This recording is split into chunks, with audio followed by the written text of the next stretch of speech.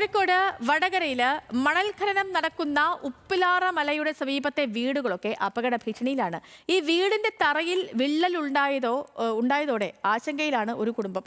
നിർമ്മാണത്തിലിരുന്ന മുജീബിന്റെ വീടിന്റെ തറയിലെ ചെങ്കല്ലാണ് അതിശക്തമായ മഴയ്ക്കു ശേഷം അവിടെ നീങ്ങി മാറിയത്.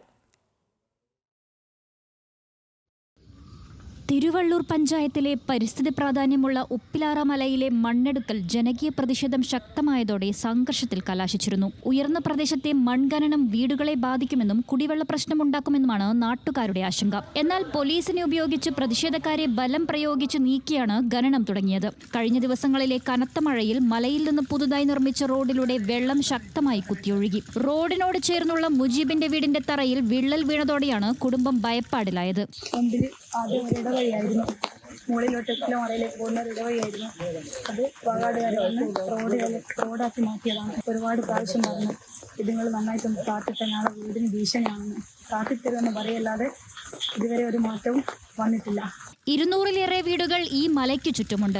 ദേശീയപാത നിർമ്മാണത്തിനാണ് ഇവിടെ നിന്നും മണ്ണ് കൊണ്ടുപോകുന്നത്. താൽക്കാലികമായി കനാലിന് കുറുകെ നിർമ്മിച്ച റോഡ് ഉൾപ്പെടെ കനത്ത മലവെള്ളപ്പാച്ചിലിൽ ഭാഗികമായി ഒലിച്ചുപോയി. ഇതോടെ മേഖലയിലെ ജനങ്ങളുടെ സുരക്ഷയ്ക്ക് വില കൊടുക്കാതെയുള്ള മണ്ണെടുപ്പ് നാട്ടുകാർക്ക് പേടി സ്വപ്നമാകുകയാണ്. ന്യൂസ് മലയാളം, കോഴിക്കോട്.